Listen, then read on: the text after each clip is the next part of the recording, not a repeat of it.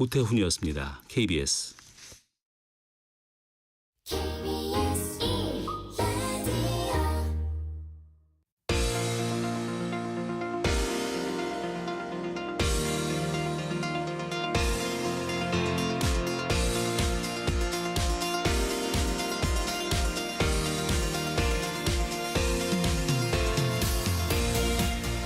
안녕하세요. 성공예감 이대호입니다.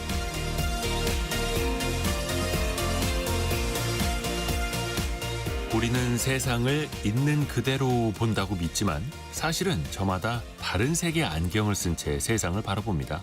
나의 경험, 나의 감정, 나의 신념이라는 필터를 통해서 세상을 인식하는 거죠. 내가 붉은 안경을 쓰고 있다면 세상은 온통 붉게 보일 것이고요. 푸른 안경을 썼다면 푸르게 보일 겁니다. 정확한 나침반도 주변에 자석이 놓여 있으면 방향을 잃어버리죠. 어떤 사실을 접했을 때 그것을 판단하려 할 때 나의 경험이나 감정, 신념에 따라 그것이 어떻게 받아들여지는지 스스로 체크하지 않으면 나도 모르게 어느 방향으로든 휩쓸려 버릴 수 있습니다. 미국의 비즈니스 전략가 존 스펜스는 명료하게 말합니다. 당신의 의견은 당신의 의견일 뿐이고 당신의 인식은 당신의 인식일 뿐이다. 그것들을 사실이나 진실과 혼동하지 마라. 성공예감 이대호입니다. 시작합니다.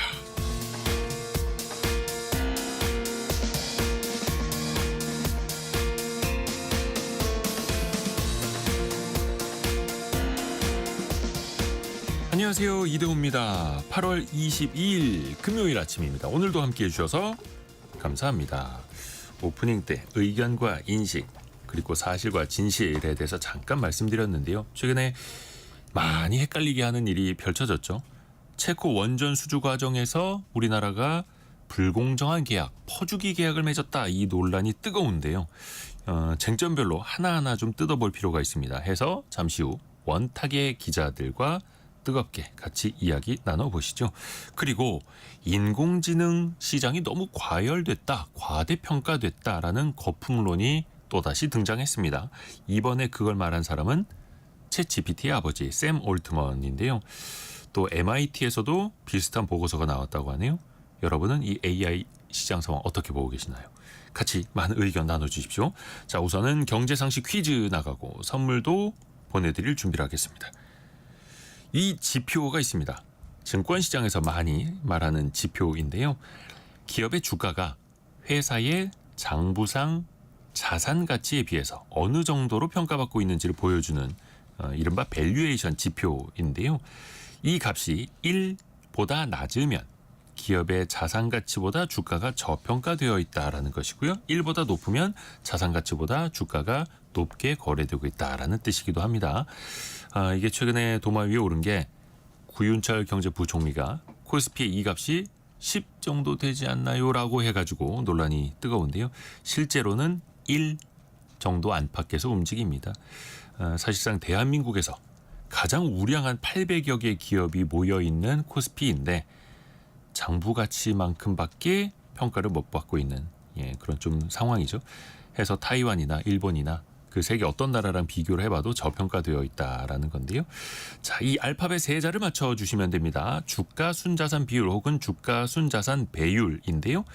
프라이스, 북 밸류 레이쇼, 프라이스 북 레이쇼. 여기서 말하는 북은 우리가 치는 북이 아니라 책도 아니고 장부를 뜻합니다. 장부. 프라이스 북 레이쇼 그 앞 글자를 맞춰주시면 되고요. 지금 정근영님을 비롯해서 PER이라고 써주시는 분들 계시는데 그거는 Price Earning Ratio, 주가 수익 비율이라는 뜻이고요. PER 말고 가운데 한자가 다릅니다. 힌트 너무 많이 들어가지고 숨이 차네요. 짧은 문자 50원, 긴 문자 100원이 드는 샵 9730이나 KBS 콩으로 보내주시면 되고요. 추첨을 통해서 다양한 선물 보내드립니다. KBS 콩, 유튜브를 통해서도 원탁의 기자들 만나보실까요? 성공예감 이대호입니다. 자주 검색하시면 성공이 가까워집니다.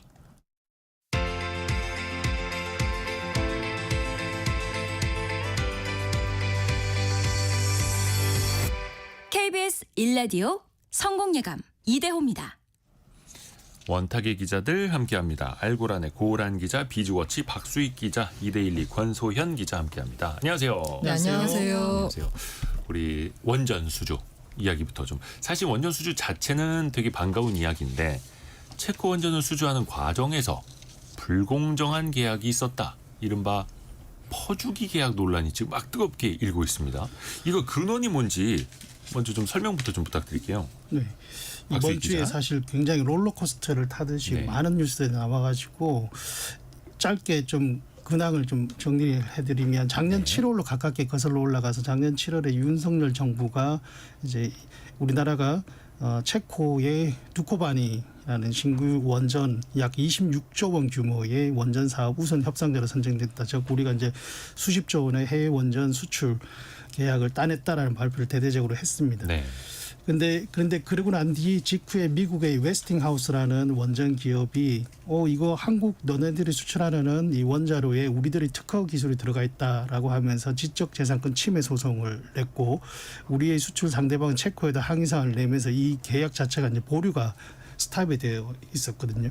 그러다가 다시 올해 1월에 갑자기 또 발표가 나옵니다. 이 웨스팅하우스와 우리나라의 원전 기업인 한수원, 한국수력원자력 한국전력하고 이 발표를 합니다. 앞으로 우리 서로 협력하기로 했다. 그래서 다시 원전 수출이 가능해졌고 네. 사건이 이제 마무리된 듯 했는데 그 당시에 미국의 웨스팅하우스라는 이 원전 기업이 우리나라가 이제 원전 수출할 때마다 계속 좀 태클을 걸었던 업체여가지고 그냥 합의해 줄 리는 없고 계약서를 작성했는데 다만 그 계약서의 내용은 자세하게는 알려지지 않고 비밀에 붙이기로 했고 대략적으로 정부에서 발표한 것은 앞으로 글로벌 원전 시장에서 미국 웨스팅하우스와 우리나라 기업이 협력을 강화하기로 했다 네. 정도로 올 초에 윤석열 정부가 발표를 했습니다. 그런데 이제 최근에 이번 주에 그 당시의 계약 내용이 좀 상세하게 드러난 것인데 계약 내용을 보면은 향후 50년간 우리나라 한수원이 이제 원전을 해외에 수출할 때마다 웨스팅하우스에 이제 물품이나 용역 계약 또는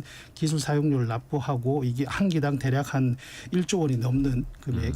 그리고 여기에서 그치지 않고 이제 우리나라가 수출할 수 있는 국가도 제한을 했습니다. 네. 그래서 유럽이나 미국 이런 북미, 일본 이런 데는 안 된다. 그래서 아프리카, 중동, 동남아 이런 데만 수출해라. 그리고 수출할 때도 자기들의 어떤 기술 검증을 통과해야 된다. 굉장히 까다로운 조건들이 많이 있다 보니까 이런 내용들이 이제 구체적으로 뒤늦게 알려지니까 이게 굴욕합이다. 노예 계약이다. 이러한 논란이 이제 주초에 상당히 좀 뜨겁게 나왔습니다.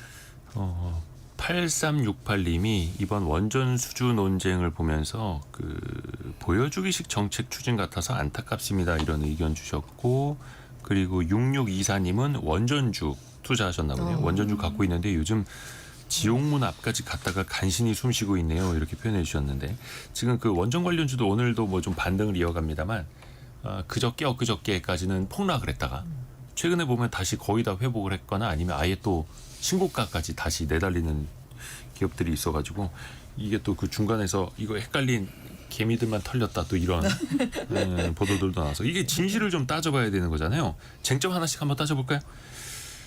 미국에 1조 원씩 줘야 한다. 근데 이게 참 표현이 어떻게 하느냐에 따라서 이게 해석도 완전히 달라질 것 같습니다. 1조 원의 진실을 좀 말씀해 주세요.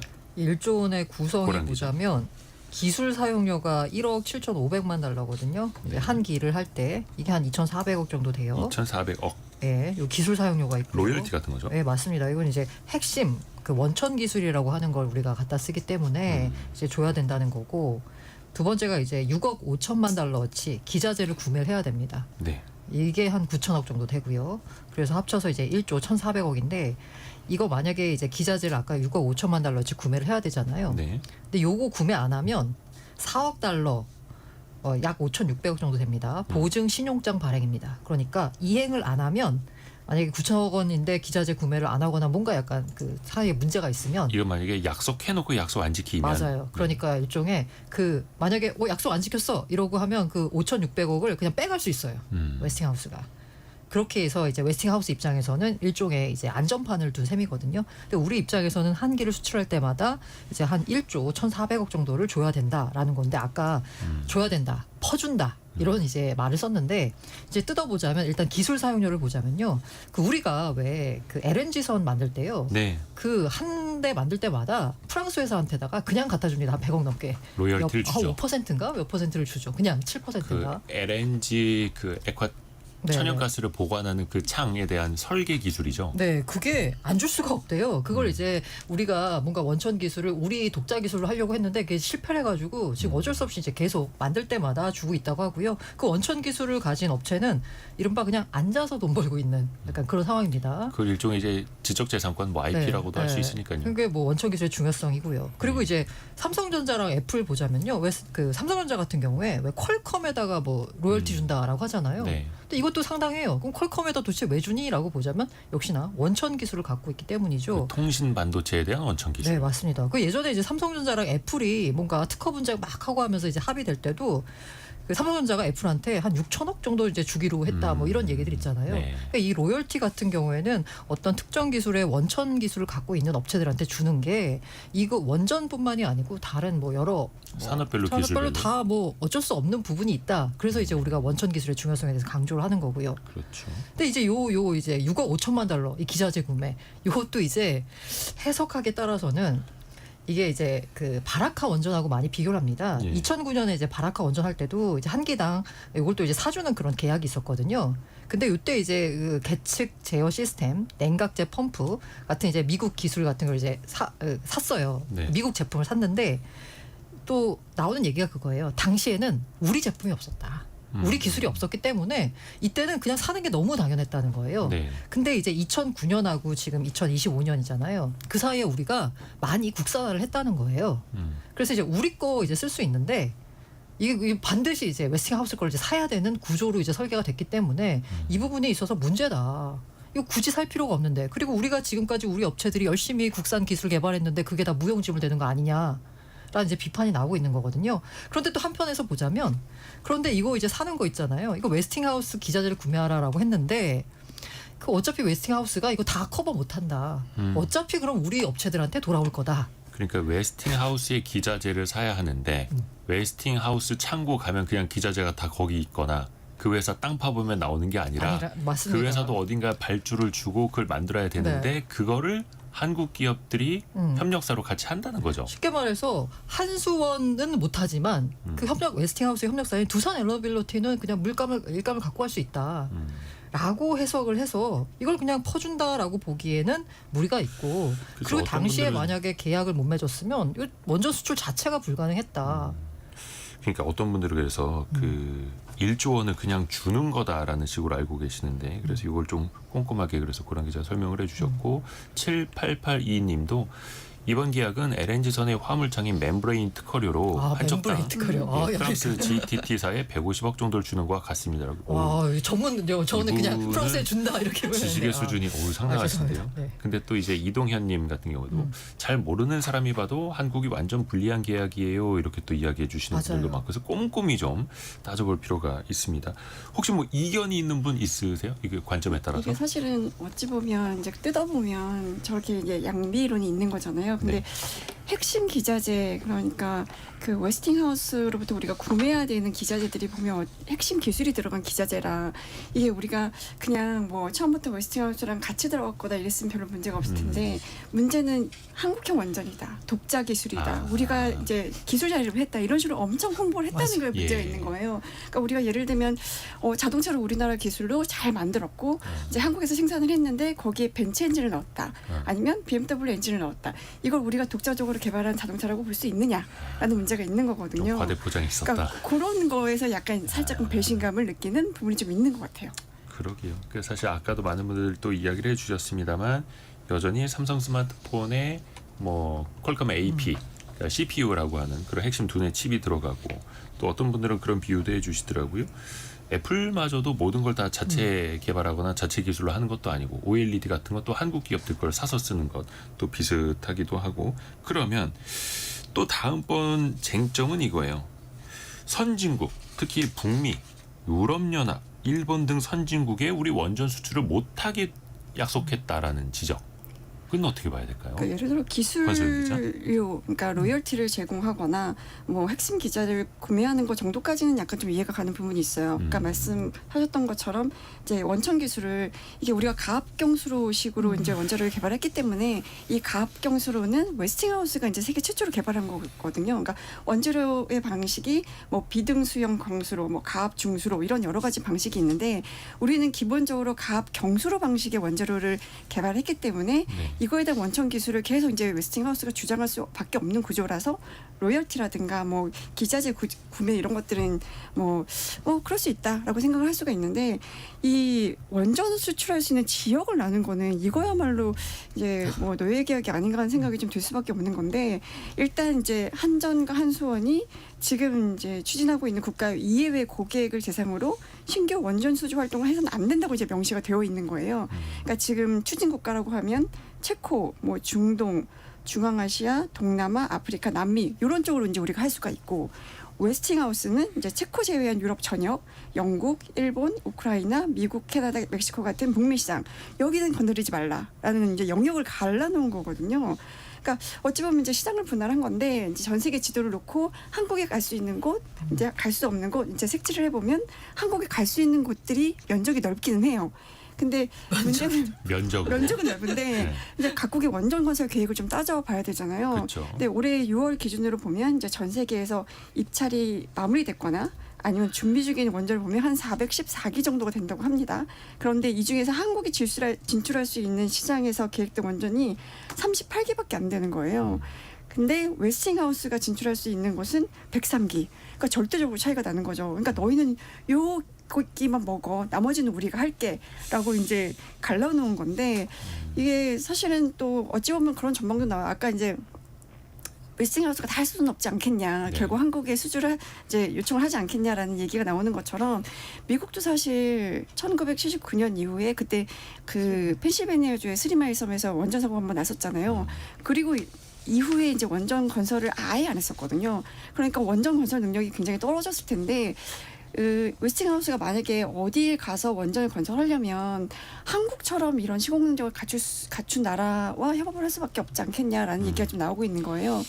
이게 워낙에 한국의 이 원전 기술, 원전 시공 능력 이런 것들은 뭐 단가라든가 뭐 효율성 면에서 이제 좀 정평이 나 있으니까 결국 손잡을 수밖에 없겠냐 이런 이제 반대의 의견도 좀 나오고 그래서 있습니다. 이게 지역은 나뉘어져 있지만 현실적으로 협력을 하면 가능하다. 그리고 여기서 지역을 가르지 않더라도 어느 지역에 가서 수주전에 뛰어들든 그게 뭐 예를 들어서 지구 반대편 어느 나라라 할지언정 그때 또 웨스팅하우스가 뭐 소송을 걸겠네 우리 특허 뭐 쓰고 있네 이렇게 하면 또 마찬가지 아니겠습니까? 지금 또 관점에 따라서 박수익 기자. 네. 네, 그리고 또 이 지역 수출 시장을 분할할 때 약간 의구심 문제가 뭐였냐면은 그 당시에 이제 올 초에 한수원이 갑자기 이제 체코 원전 수주 이후에 네덜란드, 슬로베니아 이런 지역에서 원전 철수했는데 여기가 이제 유럽연합 EU 국가거든요. 네. 근데 아까 말씀하셨듯이 EU 국가 체코를 제한 유럽 전역을 수출 못하도록 한 계약서가 이미 그 당시에 이제 맺어져 있던 상황인데 그게 공개가 안 된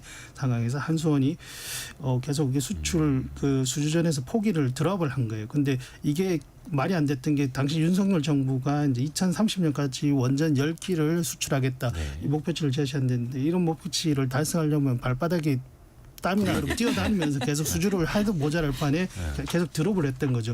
그래서 근데 왜 그러는 거야라고 하니까 한수연이 그 당시에 뭐라 그랬냐 하면 우리 체코에 좀 집중을 하려고 일단 여력이 없어서 뭐 이런 식으로 설명했었단 말이죠. 그때도 석연치 않았는데 그게 지금 와서 보니까 결국 이 웨스팅하우스의 계약에 무슨 문제가 있었기 때문에 그런 수출 제한 국가 지정이 있었기 때문에 그런 것이다라고 이제 실타래가 풀리는 것이죠. 그러니까 이런 과정을 보면은 그 당시 정부가 이게 뭔가 되게 발표를 위한 발표 성과치 중 이런 속에서 뭔가 굉장히 불투명하고 계약 자체의 어떤 성격보다는 그런 과정이나 설명에서도 굉장히 좀 불신이 이어졌던 그런 사건인 것 같습니다. 이게 또 아마 들으시는 분들도 헷갈리실 수 있고 저도 좀 헷갈리는 게 이게 비밀 유지 계약이 있기 때문에 명쾌하게 공개는 못한다. 네. 근데 보도는 계속 나오고 있고 맞아요. 보도가 나온다는 건 그 자료를 누가 주고 있다는 뜻이거든요. 저희도 다 기자입니다만.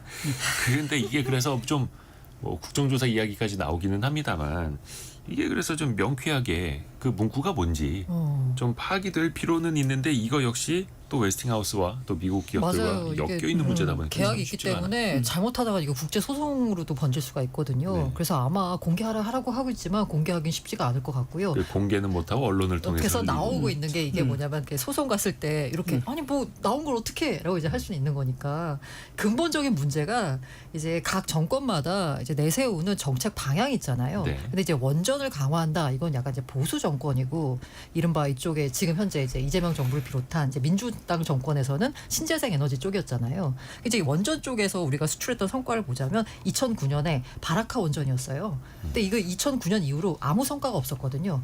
그러다가 이제 이 체코 원전 26조, 24조 뭐 이렇게 얘기 나오니까 박수를 쳤었거든요. 그런데 이게 그때는 이명박 정권이었고 그리고 또 이 체코 원전 수준은 이제 윤석열 정부 때. 그러니까 윤석열 정부가 자신들의 정권의 치적을 세우기 위해서 무리하게 계약을 한 거 아니냐. 여기가 이제 의문의 출발점인 거죠.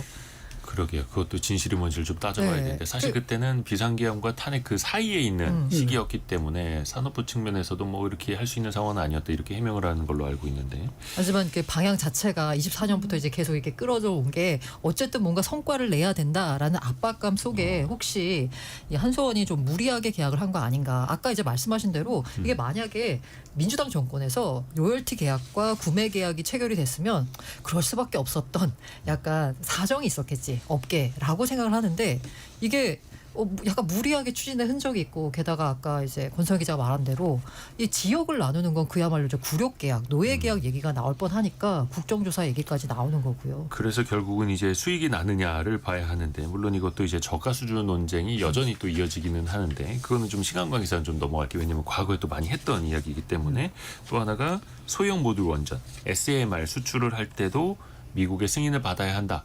그게 승인이라기보다는 거기에 미국 기술이 들어간 것 아닌가 검수를 해봐야 된다. 이런 것도 담겨 있다고 하고요. 또 어제 보니까 빌 게이츠, 게이츠 재단 이사장이 찾아왔죠. 우리나라를. SMR 또 이야기를 하기는 했고 이 분야는 또 우리의 좀 미래 먹거리이기도 하지 않습니까?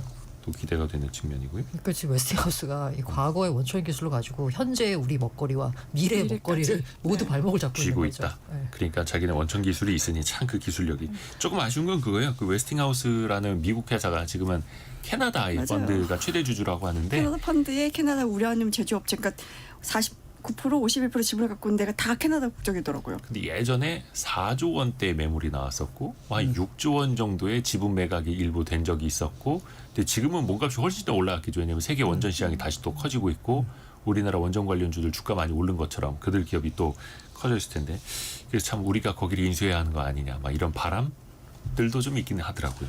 저는 아쉬운 게 정권이 바뀔 때마다 너무 원전 맞아요. 정책이 확확 바뀌는 게 에너지 정책이라는 이게 사실 게. 에너지 정책은 네. 조금 꾸준하게 가야 되거든요. 만약에 이렇게 정권이 바뀔 때마다 정책이 바뀌는 이런 상황이 아니었다면 이런 것들에 대한 대비를 조금 일찍 할 수 있지 않았을까라는 생각이 좀 들어서 그 부분이 굉장히 아쉬워요. 저는 약간 이건 웨스팅하우스가 이것도 약간 지렛대로 삼았다라는 생각도 들어요. 이들 입장에서 유리한 계약을 하기 위해서 우리나라 이제 그 정치적 상황을 이용한 거 아닌가라는 의심도 들고요. 그런가요? 그리고 또 하나 이제 아쉬운 게 아까 그 뭐 웨스팅하우스의 기업 가치가 몇 조 원 이야기도 했습니다만 이제 관련 주가가 올라서 또 시가총액이 커져서 좋은 점 한 가지가 있습니다. 지금 우리나라 대표적인 원전 관련주도 뭐 시가총액이 한 40조 원에 이르는 회사가 있는데 여기가 많이 이제 커져서 이 정도거든요.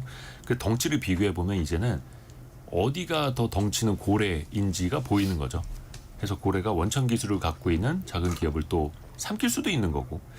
그래서 우리도 이제 덩치를 더 키워가야 하는 그런 측면에 있는 거고요. 트럼프 행정부가 미국에 와서 원전을 지어달라 이런 요청을 한다라는 보도가 나옵니다. 또 한미 정상회담 앞두고 있기 때문에 이게 테이블에 오를까요? 기대들을 많이 하더라고요. 마스가 프로젝트처럼. 일단 지금 정부에서 공식적으로 테이블 의제, 그러니까 한미 정상회담 의제라고 얘기를 하고 있지는 않지만 어쨌든 이런 보도 관측들이 나오면서 그러니까 굉장히 이 이른바 굴욕 계약이다 비판이 많았던 이 계약이 약간 반전의 계기가 약간 반전의 기대감이 생기게 된 게 트럼프 대통령이 일찌감치 이제 행정 명령에 서명을 하면서 2030년까지 2050년까지 지금 계속해서 이제 원전을 좀 늘리겠다 이러한 내용들을 발표를 했었는데 네. 이것과 관련해서 이제 웨스팅하우스가 원천 기술을 보유하고는 있지만 자체적으로 다 시공을 하기 어려워서 결국 한국의 설계 시공을 받아야 되는 상황이다. 뭐 그래서 한국수력 원자력도 얘기를 한 게 웨스팅하우스와 일종의 그 조인트 벤처라고 하는 합작 회사를 만드는 논의를 하려고 한다. 이렇게 나오면서 그러면 이게 구력 계약인 줄 알았더니 오히려 미국에서 굉장히 또 큰 시장에서 새로운 기회를 만드는 거 아니냐라는 그런 어떤 기대감이 나오고 있는데 이거는 또 한미 정상회담이 곧 있으니까 이 과정에서 또 부수적으로 또 논의되는 결과가 또 나올 것 같습니다. 아마 다음 주 초반이면 대략적인 또 그림 우리가 읽을 수 있을 것 같고요. 항상 이제 뜨겁습니다. 예, 이게 원전에서 나오는 그 에너지와 터빈에 나오는 증기만 뜨거우면 되는데 예, 이 논쟁은 빨리 좀 명쾌하게 좀 해소가 됐으면 좋겠고요. 경제 상식 퀴즈 한 번 더 내드리고 두 번째 이슈로 넘어갈게요. 알파벳 세자인데요. 특히 이제 증권시장에서 많이들 언급을 하는 겁니다. 기업의 순 자산과 주가를 비교해서 저평가되어 있느냐, 그래도 괜찮은 평가를 받고 있느냐 이걸 확인하는 지표인데요. 주가 순 자산 비율 혹은 주가 순 자산 배율이라고도 합니다. 프라이스 북 레이쇼, 프라이스 북 밸류 레이쇼 이렇게 표현을 합니다. 답을 알려주는 거 아니에요? 아니 근데 세자를 맞춰야 돼 알파벳에. 이거 어려운 거예요. 왜냐하면 이번에 경제부총리도 그 기획재정위원회 전체 회의 때 PER과 헷갈렸다고 지금 이제 해명은 했습니다만 많은 분들이 헷갈릴 수 있습니다. 그래서 PER이 아니고 가운데 한자가 다른데요.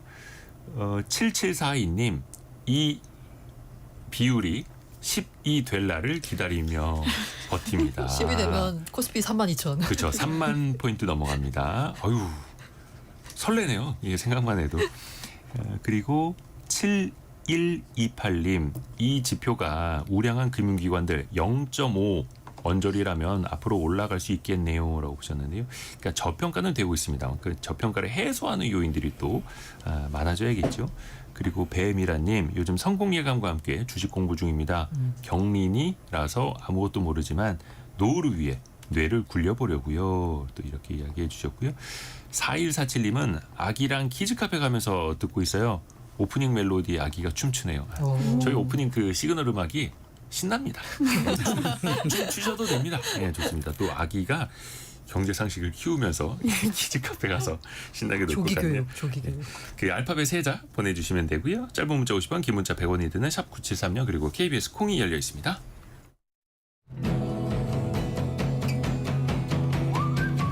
오늘의 움직임에 주목하고 세상의 흐름을 놓치지 않습니다. 여러분의 내일을 응원하며 성공의 열쇠를 함께 찾아갑니다. 성공예감 이대호입니다. 기자 여러분은 그 AI 서비스 유료로 좀 쓰고 계세요? 몇 개 정도? 유료는 아니고 그냥 무료만 쓰고 있어요. 저도 아직은 무료로는 충분한 것 같아서. 아, 그래요? 네. 박수희 기자. 저는 지금 유료 고민하고 있습니다. 아마 써야 될 것 같아요. 업무상 좀 왜냐면 필요할 것 이게 같습니다. 무료만 써도 꽤 괜찮은 서비스를 많이 쓸 수 있기 때문에 근데 저는 저 개인적으로 한 서너 개를 유료를 쓰고 있거든요. 와. 회사까지 따지면 한 7, 8개를 그 유료로 얘기는 쓰고 굉장히 있거든요. AI를 잘 다룬다라는 거고 저는 AI를 잘 못 다루니까 그냥 무료로도 그냥 그래요? 충분한 그런 느낌이 들어서 근데 우리가 이 이야기를 왜 꺼내냐면 샘 알트먼 이른바 챗 GPT 아버지라고 하는 오픈 AI의 창업자가 갑자기 AI 거품론을 꺼내 들고 나왔어요. 근데 사실 이 논쟁 굉장히 기시감이 있는 게 제가 이제 찾아보니까 2023년 1월에 저희 원탁의 기자들의 주제도 이거였었어요. 거품론. 그때 이제 챗 GPT 갖고 했었는데 챗 GPT 출시 일주일 만에 그때 뭐 일일 사용자 100만 명 넘어서고 이러면서 돌풍을 일으키니까 이거 가지고 이제 논의를 했던 기억이 나는데 맞아요. 그때 뭐 왜 이렇게 화제했지 뭐 이러면서 저도 한번 가입해 보려고 홈페이지 접속했더니 그날 당일에는 사용자 너무 맞아요. 많다 맞아요. 그래서 너무 많이 몰려서. 네, 그 다음 날 이제 아침에 간신히 회원 가입했던 기억이 나는데 그러다가 이제 작년 하반기로 넘어가는 시점에 이제 월가를 중심으로 그런 얘기가 좀 나왔죠. AI 버블론 나오기 시작하면서 이제 관련된 주식도 많이 떨어졌었는데 이게 어쨌든 이제 챗 GPT 등장 이후에 AI가 엄청 이제 부각이 되고 이제 랠리를 보이는 과정에서 뭐 약간 불나방처럼 뛰어들었던 투자자들이 아 이게 이제 수익을 낼 수 있는 건가라는 이제 의구심을 이제 가지기 시작했고 이제 계산기를 두드리기 시작했던 게 작년 하반기였던 것 같아요. 네. 그때도 뭐 실리콘밸리의 뭐 유명한 벤처캐피탈에 있는 파트너 한 명이 이제 이런 문제 제기를 좀 했었던 것 같아요. 빅테크 기업들이 AI 투자한 비용을 회수를 하려면 이제 연간 한 6천억 달러의 매출이 나와야 되는데 아주 후하게 추정을 해봐도 1,000억 달러밖에 안 된다. 5천억 달러가 지금 구멍이 생긴 거잖아요. 근데 그 1,000억 달러마저도 거의 오픈 AI가 올리는 거지 다른 AI 스타트업들은 거의 이제 매출도 못 내고 수익도 못 내고 있는 상황이다. 뭐 이러면서 거품론이 좀 생겼었는데 이번에는 이 이제 그 장본인 그 열풍을 불러일으킨 장본인이 이제 거품론을 이제 얘기를 한 거잖아요. 그러니까 뭐 AI 투자자들이 지나치게 들떠 있다, 뭐 과하게 흥분하고 있다, 버블이 커지면 심각한 손해를 입을 것이다 이러면서 닷컴 버블하고 이제 비유까지 하니까 이 장본인이 이렇게 얘기하니까 이제 다들 그런가 이런 생각을 좀 하게 되는 근데 거예요. 장본인이 얘기하니까 왜 그런 이야기를 했을까요? 왜냐하면 거품이 있으면요 코어 본질뿐만이 아니라 그 주변에 있는 생태계까지 다 먹고 살만 해당하는 거거든요. 거품이 막 많아지니까 그러니까 진짜 핵심뿐만이 아니라 그 주변까지 다 뭔가 가치가 부풀려져서 있는 건데 그야말로 이제 거품인데 사실 핵심 입장에서는 그 주변에 있는 것들 다 꺼지고 거품론이 있어서 거품이 꺼지고 나면 나만 남거든요. 그러니까 오히려 샘 알트만 입장에서는 지금 거품이야라는 얘기는 야 나 빼곤 다 허상이야라고 얘기하는 것과 비슷한 그럴 겁니다. 수도 있어요. 그 맞아요. 팔은 안으로 굽기 말 때문에. 중에서 제가 주목한 부분이 뭐냐면 이런 거품 이런 것보다 딱 그 얘기에 많은 돈이 투입되고 있지만 진짜 혁신 기업만 살아남을 것. 그게 나만 살아남는다 이런 얘기를 한 거죠. 네. 저는 그런 생각도 해봤어요. 최근에 그 메타, 옛 페이스북이 엄청난 돈을 투입을 해서 막 인재들 다 빼가고 있지 않습니까? 오픈 AI에서도 많이 넘어간다. 그러니까 그들의 몸값이 막 2배, 3배, 5배, 10배 이렇게 오르다 보니까 채용 시장을 두고도 그런 말을 하지 않을까. 자기네 인재를 또 빼앗기다 맞아요, 보니까. 맞아요. 그러니까 야 저거 다 허상이고 우리가 진짜야. 그러니까 오히려 오픈 AI 입장에서는 거품이 빠져야지 나만 살아남고 내가 다 먹는 시장이 되니까 오히려 이렇게 거품론에서 불을 지핀 거 아닌가라는 생각이 듭니다.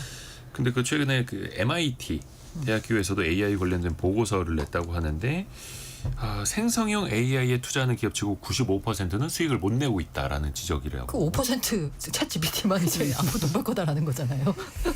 그러니까 결국에는 우리가 인터넷 초창기에도 봐왔고 모바일 시대에도 봐왔습니다만 많이들 뛰어드는데 다 돈을 버는 건 아니고 근데 원래 거품이 있어야지 기술 혁신이 나옵니다.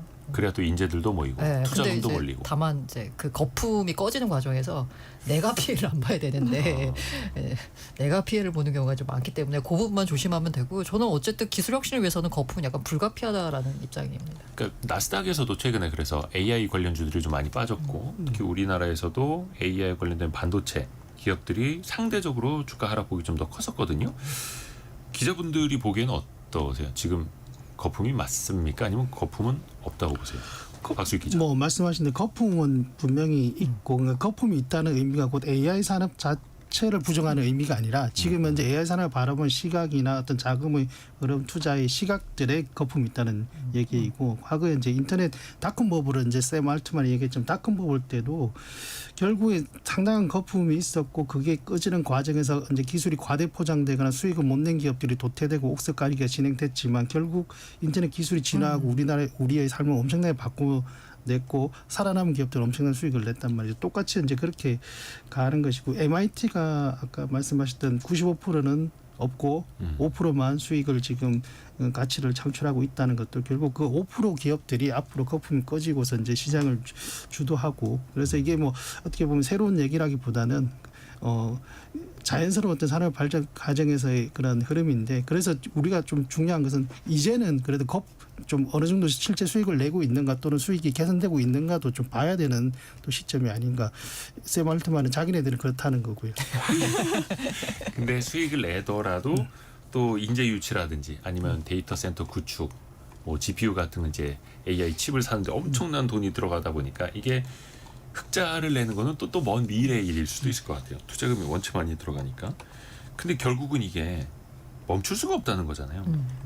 그렇죠. 이게 사실은 AI라는 것 자체가 이미 산업 생태계에 엄청 이제 깊이 스며들고 있잖아요. 그리고 뭐 이제 관련된 인프라라든가 공급망도 이거에 맞춰서 이제 계속 이제 확장이 될 수밖에 없는데 작년에 구글이 실적 발표할 때 애널리스트들이 이런 질문을 했었어요. 아니 너네 분기당 110억 달러 정도에 달하는 AI 투자를 계속 하고 있는데 이거 성과 언제 나는 거야? 이렇게 물어봤더니 그때 이제 순다르 피차이 그 CEO의 답이 뭐였냐면 AI에 대한 투자는 과소 투자 위험이 과잉 투자 위험보다 더 크다. 아하. 앞으로도 투자 규모를 줄이지 않을 것이다라고 얘기를 했거든요. 그러니까 AI에 대한 거는 어쨌든 간에 흐름이고 이거는 이제 선택이 아닌 필수가 됐고 여기서 이제 투자를 줄이거나 이렇게 해서 우리가 도태되는 게 더 큰 위험인 거지 이거는 투자를 할 수밖에 없는 상황인 것 같아요. 그 예전에 그 구글 알파벳 주가 빠졌던 이유를 살펴보면 그 AI 시장에서 밀리는 것 아니냐.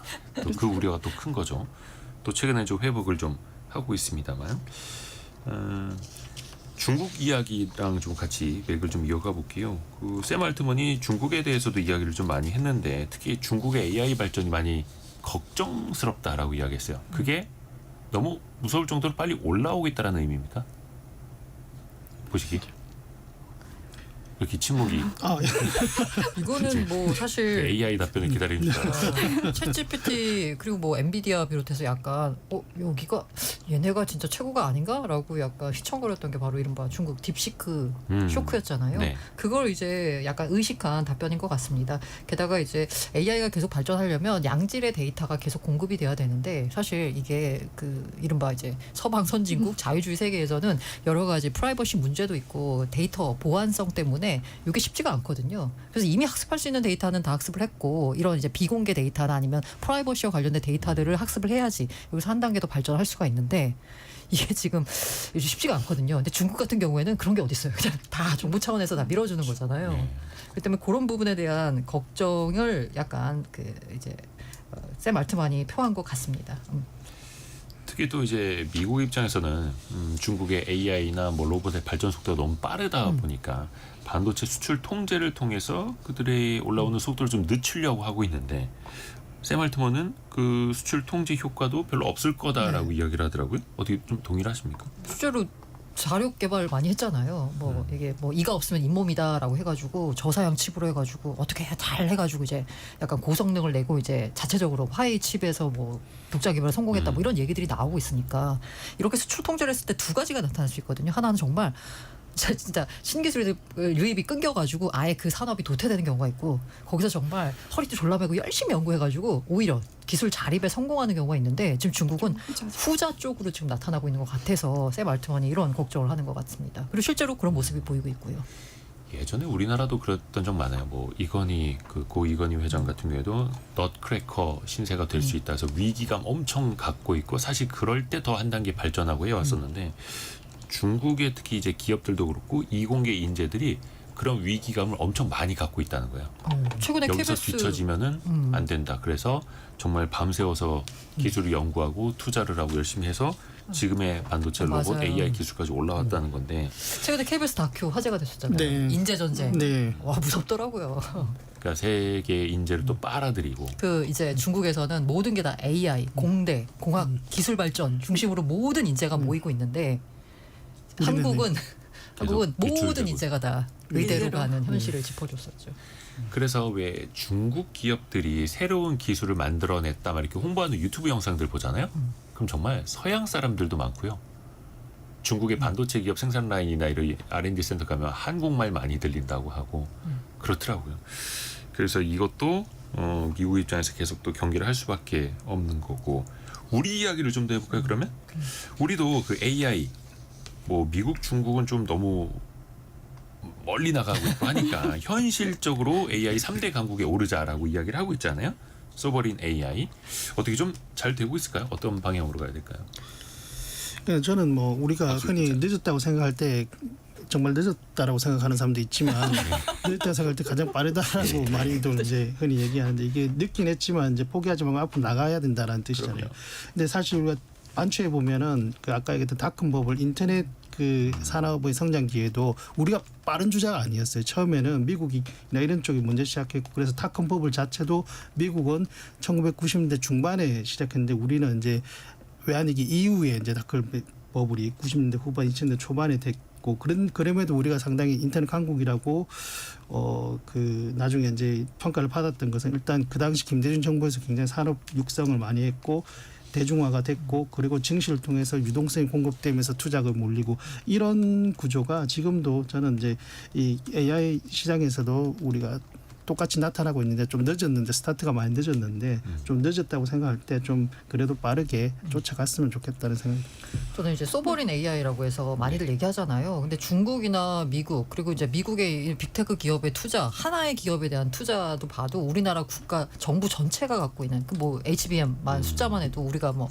절대적으로 적잖아요. 그리고 약간 지금 현재 그렇게 빅테크들이 돈을 쏟아붓고 있는데 우리가 소버린 A라고 해서 우리나라 정부 차원에서 돈을 쏟아부어도 쉽지가 않아요. 경쟁에서. 그런데 저는 이걸 단순히 경제적인 숫자 관점이 아니라 안보 관점에서 봐야 된다고 생각합니다. 그러니까 우리가 국방비 투자하는 것처럼 그렇죠. 소버린 AI에 대한 투자가 필요하다라는 생각이 듭니다. 그래도 다행인 게 뭐 정부 부처 인선, 그러니까 최근에 이제 장관 인선을 보고도 그랬고 뭐 세제 개편에서도 보면 AI 산업에 대한 이제 여러 가지 세제 혜택 이런 것들이 논의가 되는 걸 보면서 그래도 정부 차원에서 이걸 키우고자 하는 의지는 충분한 것 같고 지금 뭐 GPT-5라든가 라마4 이런 거에 대한 실망감들이 좀 나오고 있는 상황이니까 이런 틈새를 이제 우리가 뭔가 조금 파고들 수 있는 그런 여지는 좀 있다고 생각하는데 정부가 뭐 100조 원을 AI에 투자하겠다 뭐 이런 식으로 좀 제시를 하고 있는데 이걸 너무 이렇게 막 나눠갖기 식으로 뭐 맞아요. 전 국민한테 뭐 무슨 오픈 AI가 챗 GPT에 뭐 유료 계정을 주고 이런 거 말고 정말 필요한데 집중해서 선택과 집중을 잘해서 했으면 좋겠어요. 그래야 뭔가 성과가 났지.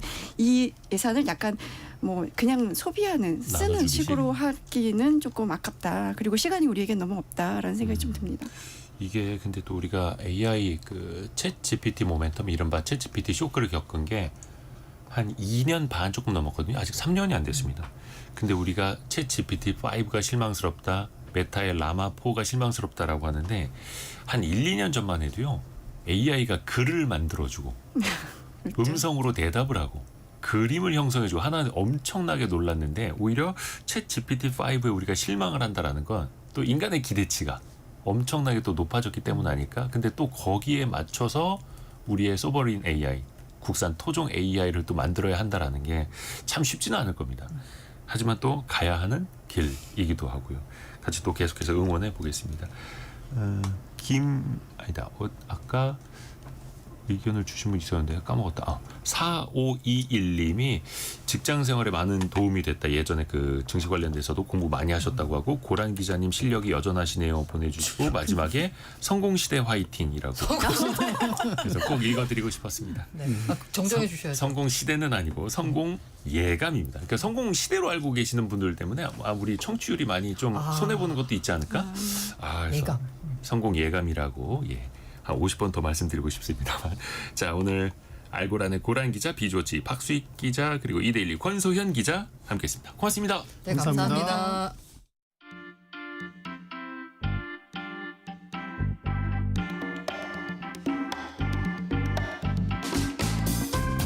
지금 여러분께서는 KBS 1라디오 성공예감 2대호입니다를 듣고 계십니다. 프로그램에 참여하신 청취자 여러분께는 추첨을 통해 아름다운 식탁 창조 주비푸드에서 뿌리 담은 리얼 생와사비를, 쉽고 빠른 판촉물 제작 시너지 기프트에서 고속 충전 마우스패드를, 그리고 성공예감에서 준비한 커피 쿠폰을 보내드립니다. 당첨자는 성공예감 2대호입니다 홈페이지에서 확인하세요. 우리나라에 등록된 장애인이 263만 명 정도입니다. 전체 인구의 5%인데요.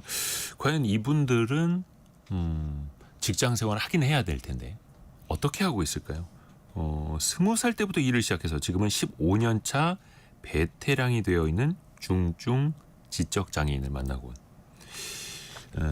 강홍민 기자 함께합니다. 한경비즈니스 강홍민 기자입니다. 안녕하세요. 안녕하세요. 오늘 직업의 세계는 장애인분이 일하고 계시는 곳을 찾아갔네요. 네, 근데 중증 지적 장애인이세요? 맞습니다. 어느 정도인 거예요? 우리가 봤을 때?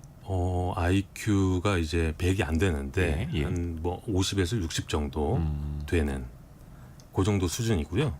어디서 일하고 계시는 거예요? 그럼 제가 다녀온 곳은 이제 포항에 있는 바이오파크라는 회사인데 이곳은 짧게 뭐 말씀드리면 2009년에 보건복지부와 포항시가 설립한 중증 장애인 직업 재활 시설입니다. 그러니까 장애인들이 근무할 수 있게 만들어 놓은 시설인데 네.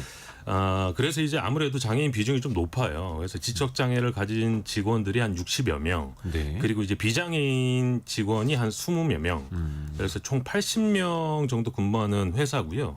이곳에서는 주로 이제 커피나 차, 그리고 건강기능식품, 뭐 선물 세트 등을 좀 만드는데 제약사나 식품기업에서 의뢰를 받아서 제품을 만들기도 하고, 네. 그리고 자체적으로 이 회사에서 건기식 같은 제품을 개발해서 만드는 곳이었습니다. 좋습니다. 그러면 이분은 구체적으로 어떤 업무를 하고 계시는 거예요? 제가 이곳의 설비 시설을 좀 가봤는데 뭐 비타민이나 밀크 시슬 같은 약부터 말씀드린 대로 이제 건기식 제품을 만드는 이 공정별로 구분이 다 돼 있었고 각 공정마다 팀으로 이루어져서 움직이는 시스템이었어요. 아까 말씀드린 대로 이제 제가 만난 분은 이제 최철준 씨라는 분인데 네. 20살 때 입사해서 15년째 이곳에서 근무를 하고 있었고 이분 업무를 보니까 제품을 만들 때 측량 보조 업무를 맡고 있었어요. 그래서 이 측량이라는 게 무게를 측정하는 걸 말하는데 각 제품마다 이 들어가야 할 적정 용량들이 다 다르거든요. 저 배합 비율에 맞게. 그렇죠. 그래서 이제 그 용량을 저울을 이용해서 맞추는 일을 하고 있었고 뭐 그뿐만 아니라 원료를 건조하는 작업이나 뭐 작업에 필요한 원료를 운반하는 일도 담당을 하고 있었습니다. 그럼 지금 한 35, 36 정도. 35이죠. 최철준님. 네. 성함이 어려워가지고. 근데 이게 지적장애인이라고 하면 사실 취업부터 하는 게 사실은 좀 어렵잖아요. 그렇죠. 이분은 어떠셨대요? 뿐만 아니라 뭐 일상생활이 굉장히 좀 어려운데 이분은 이제 태어날 때부터 중증 지적 장애를 가지고 태어나서 사실 뭐 부모님이나 주변에 도움 없이는 생활하기가 좀 어려운 상황이었대요. 네. 근데 이제 사실 지적 장애를 가지신 분들이 일반 학교를 다니기 어렵잖아요. 그래서 이분도 이제 포항에 있는 특수학교를 다녔었는데 지금도 그렇지만 당시 학교에서는 이제 기본 교육을 비롯해서 뭐 청소하는 법이라든가 아니면 빵 만드는 기술 같이 졸업 후에 이분들이 취업에 필요한 교육들을 이제 받는다고 합니다. 그래서 아주 기본적인 교육이나 행동들도 수십 번 그리고 수백 번을 반복을 해야만 인지를 할 수 있었다고 합니다. 그거를 특수학교에서 그렇게 또 가르쳐 주는 거고요. 그렇죠. 근데 그래도 다행히 좋은 직장에 취업을 했어요. 20살 때. 근데 사실 취업을 해도 쉽지는 않았을 거 아니에요. 처음부터. 사실 뭐 첫 직장 생활이라고 하면 비장애인들도 굉장히 그 적응하는데 애를 먹잖아요. 그럼요. 근데 이제 뭐 이분들은 그것보다 몇 배의 고충을 받기도 하는데 이분이 처음에 이제 출근했을 때 일을 어떻게 해야 하는지 그리고 선배들 사람들이랑은 어떻게 어울려야 하는지 굉장히 걱정이 많았다고 합니다. 근데 이제 막상 일하러 가보니까 회사 동료들이 배려도 좀 많이 해주고 아까 말씀드린 대로 이제 지적 장애인들은 단순 동작도 수십 번 수백 번을 좀 알려줘야 되는데 선배들이 본인들도 다 겪었으니까 네. 이 귀찮은 내색 없이 하나하나 반복해서 알려줬다고 합니다. 또 좋은 분들도 옆에 같이 있는 것 같고 그래서 중증 장애인들이 일을 하시는 곳에는 이제 비장애인 분들도 또 같이 일을 해줘야 되는 거고. 그렇죠. 그래서. 근데 되게 오랫동안 일을 하셨네요. 15년. 어떻답니까? 이게 일을 하다 보면은 또 왜 모든 사람들이 왜 직업병 같은 거 갖게 되는데 그렇죠. 이분은 어떨까요? 아무래도 이제 그 아까 말씀드린 이 측량 보조 업무, 용량 체크를 하는 일을 하고 있기 때문에 이 어머니랑 네. 마트에 가면 예. 이 제품을 처음부터 들어갈 때부터 나올 때까지 계속 이 상품 원료나 이 뭐 용량 그리고 소비 기한을 굉장히 꼼꼼히 이 체크하는 버릇이 있다고 합니다. 그래요. 그게 또 본인이 맡고 있는 중요한 일이기도 하니까요. 그렇죠. 근데 여기는 중증 장애인 직업 재활 시설 전문 회사이긴 네. 한데 그래도 근무 환경은 여기는 나쁘지는 않을 것 같은데 어때요 실제로는? 근무 환경을 좀 살펴보니까 월요일부터 금요일까지 주 5일 근무였고 시간은 오전 10시부터 그리고 오후 5시까지 그리고 점심은 구내식당에서 1시간 반 정도 점심시간이 주어졌고요. 야근이 없어서 무조건 칼퇴근을 한다고 합니다. 근데 재밌는 건 사내에 축구를 비롯해서 스포츠 동아리가 굉장히 활발하게 운영이 되고 있었어요. 그래서 이분이 축구 동아리라 저도 이번에 내려가서 같이 축구를 해봤어요. 아 그래요? 네, 근데 사실 뭐 하기 전에는 저도 이제 축구를 좀 오래 했거든요. 그래요? 네, 그래서 이제 뭐 실력이 의외네요. 어느 정도 네. 굉장히 오래 했습니다. 근데 이제 실력이 어느 정도 뭐 될지 조금 이제 낮춰서 생각을 했었는데 실제 그라운드에서 뛰어보니까 이게 그 장애를 가지고 있다라고 얘기하지 않으면 모를 정도로 이 패스나 뭐 유기적인 플레이 그리고 전술을 굉장히 완벽하게 구사를 해내고 있었습니다. 일 못지않게 축구도 잘하고 사실 그게 또 사회생활이니까 그렇죠. 이것도 되게 이제 중요한 거죠. 최정희님이 우리 딸은 지적 장애, 심한 장애 갖고 있는데요. 주위 직원분들께서 너무 잘해주셔서 무기계약직, 행정, 실무원으로 잘 다니고 있습니다. 세상을 다 얻은 것 같습니다라고. 오, 그래요. 이렇게 주변에서 또 좋은 환경 있어야겠죠. 그렇죠. 이분들이 또 취업을 하게 되면 가장 만족도가 뭐 그분뿐만 아니라 부모님들이 가장 좋아하십니다. 그러네요. 안진수님이 그런데 장애인을 고용하면 기업에도 혜택을 주지 않나요? 그러니까 의무 고용이 있죠. 의무 그렇죠. 고용 제도가. 근데 이거 안 지키는 기업들 진짜 많던데. 맞습니다. 장애인 고용 제도가 법적 기준으로 이제 있는데 월 평균 상시 근로자 50명 이상 기업은 전체 인원의 3.1% 이상을 이제 장애인을 고용을 해야 되고요. 공공기관은 그거보다 조금 높습니다. 3.8% 이상 적용을 해야 되는데 사실 잘 지켜지지는 않습니다. 이 기업에서 장애인 채용을 미달할 경우에는 장애인 1인당 최대 209만 원의 부담금을 부과하기도 하는데 장애인 1인 고용을 안 했을 때. 그렇습니다. 근데 2023년 기준 이 고용노동부 자료를 보니까 민간 기업 10곳 중에 한 6곳이 장애인 채용을 하지 않고 채용 대신 부담금을 내는 상황이었고요. 뭐 장애인을 잘 채용하는 기업도 있지만 일부 기업에서는 장애인을 직접 고용하는 대신에 장애인 스포츠 팀을 만들어서 운영하는 것도 있었습니다. 그것도 하나의 방법이네요. 네. 자, 그런데 6624님이 저희 아들도 중증 장애인인데요. 최저임금을 받지 못합니다. 이런 이야기 해주셨어요. 네. 최저임금이 적용이 안 됩니까? 이 장애인 근로자의 경우에는 같은 일을 하는 비장애인 근로자와 비교했을 때 네. 작업 능력이 한 70% 미만이면 법적으로 최저임금 미적용 대상이라 기업에서 차등해서 지급이 가능하고요.